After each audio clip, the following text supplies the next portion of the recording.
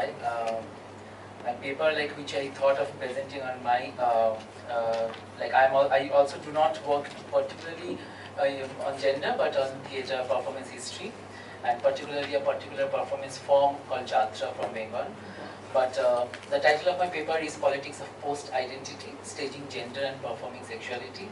And I'll try to sound relevant and try to sound interesting, keeping in mind also the fact that we should celebrate this moment because Supreme Court of India has decriminalized Section 377 of IPC. So the paper, so I'm no more a criminal of the state. Yeah, and so also the heterosexual couples who believe in blowjobs. But but anyway, coming back to my paper.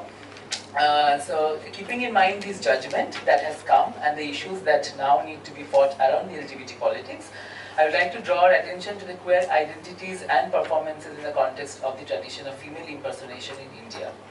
Through specific case studies of staging gender and performing sexualities, my presentation examines recent forms of post-identity thought within contemporary gender and sexuality theory. Thus trying to question the radical theorization of gender theory which suffers from what Louis Mackney has labeled social weightlessness, and I would call political apathy among the artists as well as activists, whom we can call, according to me, liberals, but not political as our times need them to be. I identify two ways in which the social weightlessness or political apathy that I am terming is manifested in radical gender theories that endorse a post-identity politics. One, they overlook the social and political importance to many individuals of establishing stable, coherent identities. Secondly, they are unable to offer a satisfactory account of agency. I suggest that these issues arise, at least in part, from the anti-recognition stance adopted by such radical gender theorists.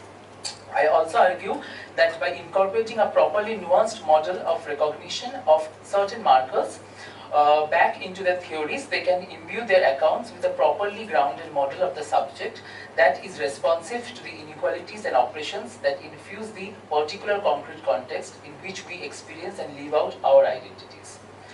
Women actors coming to Indian stage at various points, let us say with colonial modernity, has proved both problematic and enabling.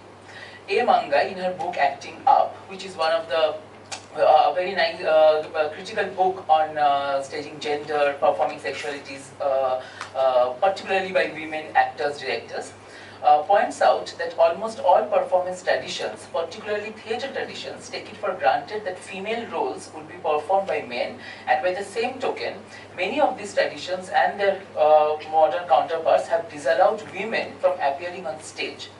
Not only this, there was also a reluctance to allow women to become the audience of the all-male performances too.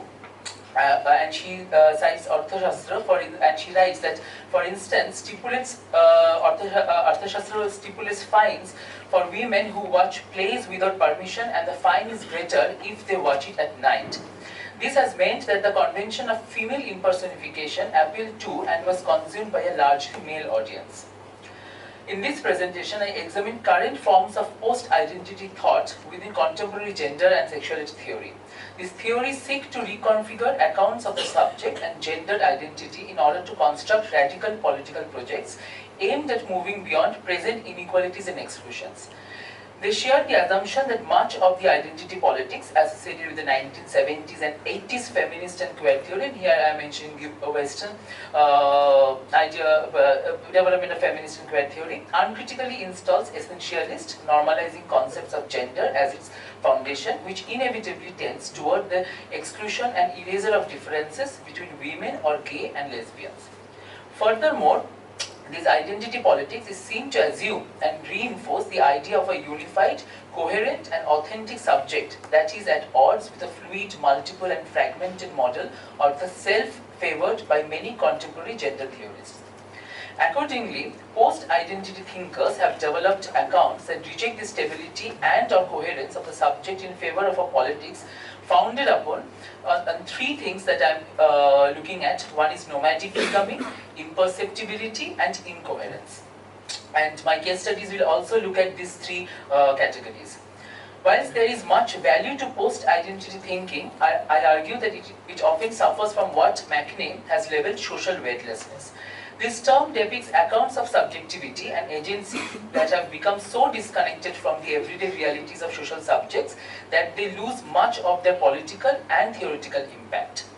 I identify two ways in which this social weightlessness is manifested in certain forms of radical gender theory that endorse a post-identity politics. One, they overlook the social and political importance to many individuals of establishing stable, coherent identities. Secondly, they are unable to offer a satisfactory account of agency. The history of feminism can be read as a series of recognition struggles, whether it be early liberal feminism's demand that women be recognized as equal to men, or radical feminism's attempt to recognize the true inner woman that unites all women and queer women, feminists have placed identity as the foundation of their politics. However, following the rise of post-structural feminism spearheaded by Butler's theory of gender performativity, there is an increasingly widespread rejection of any attempt to ground feminist politics on some account of shared identity. This has generated a myriad of different theories that each in their own way moves away from settled notions of gender and stable subjects in favor of a more fluid, complex account of identity and subjectivity. And this, the last one, is from Lyot's book. My paper also looks at Paddy McQueen's essay, which is Post-Identity Politics and the Social Weightlessness of Radical Gender Theory, where he actually says that all these post-identity theories are drawing heavily from Nietzsche and Foucault, and explains that the development of post-identity politics draws inspiration from two main sources. Nietzsche and Foucault, on the one hand, Nietzsche's theory of becoming seeks to dissolve the subject into a play of bodily forces, wherein substance and rest are exchanged for pervasive and constant change, and stability is replaced by perpetual overcoming. Instead of seeking recognition, Nietzsche provides the imperative of becoming other or becoming imperceptible, and thus demands a continual overcoming of ourselves, which generates a restlessness and dissatisfaction with any stable configuration of the self and identity. Whereas when we go to Foucault, then we see that Foucault's critique of modern subjectivity and his relation to knowledge and power has produced a deep suspicion of all contemporary forms of identity. His account of the disciplinary techniques in which the modern self is fashioned reveals the normalizing regulatory pressures that imbue in any form of recognizable identity. And this also brings us to his quote, where he says that the target nowadays is not to discover what we are, but to refuse what we are. We have to promote new forms of subjectivity through the refusal of this kind of individuality which has been imposed on us for several centuries. So the result of this Nietzschean Foucauldian trajectory is that a number of contemporary gender theorists, whether identified as feminist, queer or trans thinkers, had adopted an anti-recognition stance in which the desire of a stable, recognizable identity is rejected in favor of a continual critique and reconfiguration of the self. And I'm not talking about the fluidity within the sexual identity assertion, but some markers which they often refuse. And in Alan Sinfield's words, that we are now entering a post-gay era in which it will not seem so necessary to define and hence to limit our sexualities. So keeping in mind this theoretical framework, my two case studies are, one is Anuradha Kapoor's production Sundari, an actor prepares, a production in 1998, and Naveen Kishore's film Performing the Goddess in 1999. And one reason for choosing these two as case studies is that they both talk about the journey of female impersonators and their transformations, desires, failures as actor, performer, and also as individual homosexual. The other being that these were produced in the fire moment of the LGBT politics in India, with the film Fire releasing in 1997-98. The production and the film, that is a theatre production of Anuradha Kapoor, and the film by Naveen Kishore, therefore hold importance to us to see how we have looked at our own understandings and theorizations of queer politics and identities. Kapoor Sundari, and I'm sorry that I can't show you the slides, but it is based on Jayashankar Sundari's life, and and she presented in 3 phases, exuding 3 different sexualities: the child, the adolescent, and the middle-aged actor performer. And obviously, she very consciously shows the child and the middle-aged being ungendered and uninhabited. And therefore, obviously, so we can argue that there is no place of nomadic becoming for Sundari, as he moves with much confidence between man, woman, and self-performer. Kapoor used basic things like curtains, pallu of a sari, lamp to define the character of Sundari. These were neither imperceptible to her in her process nor to Jayashankar. And there is a documentation, you can see it on YouTube, where she's talking to her actors, to her scenographer, and where she's looking at the paintings of Raja Ravi Verma, and she's saying that he must have seen at the paintings of Ravi Verma to model himself on the women he's looking at.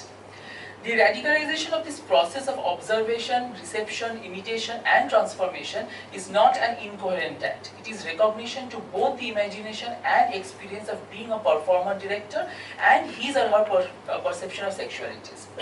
The politics of radicalization, or let's say non-normativity, lies in this act of recognition. My second one is this film performing the goddess by Chapal Bhaduri. So where Chapal Bhaduri comes out to us as the female impersonator of Jatra and the last celebrity impersonator of Jatra, and also talks about his homosexual desires, relationships. And what is very interesting is that the journey of this film from 1999 till now, when Rituparna Ghosh performed in a sort of biopic called Another Love Story, where we see a very, and after that we see a very confident Chapal Bhaduri as an actor and also a person who is very confident in expressing his homosexual desires. So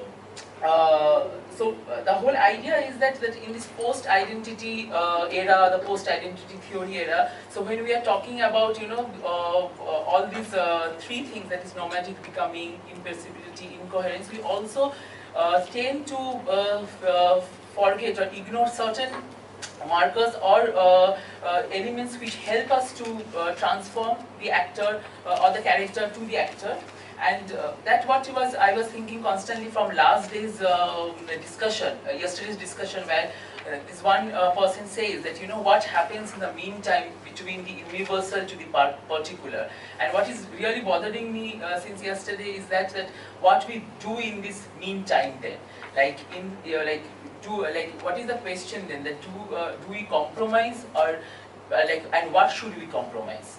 That in the meantime, so if the Supreme Court verdict has come that Section 377 is decriminalized, and if the next set of agenda for us to fight is the discrimination at workplace based on sexuality, marriage rights, let's say between same sex, or partnership rights, or property rights. So in this meantime, what are the things that will, made us think that we should not compromise, and if we compromise, like let's say under the garb of, let's say, corporate social responsibility. So I was just thinking that how post-identity as a theory can also posit threat to our own, whatever the liberal, the stake of being liberal in understanding where sexuality is. There are so many questions with this paper as well, but while he was reading it, there's one thought that was quivering in my mind, is that the act of impersonation requires a field of performance, because it is only with this new arrival of this new space that pleasure can come. That is to say, in the realm of performance, there is a lot of desire, the possibility of satisfaction of desire. We'll talk about it later. We have not in India, that is here, we haven't really paid a lot of attention to this queer theory. We have not been, we haven't even read Judith Butler very well in our feminist theories and so on and so forth. So maybe we'll be able to take it up today because of a paper. Now can I have Nupur to comment on this because as discussed there. Thank you very much. I would like